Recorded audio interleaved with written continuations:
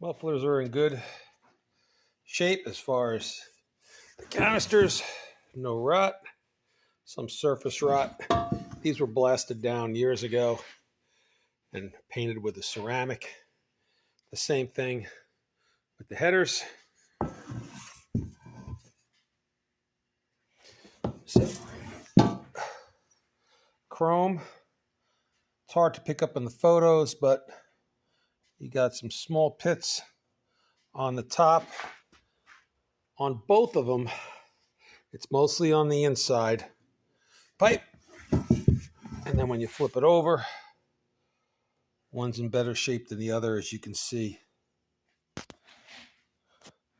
Pitting.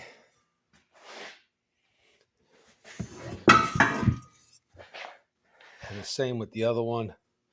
This one looks like some steel wool was put on that years ago, prior to me. All right, there you go.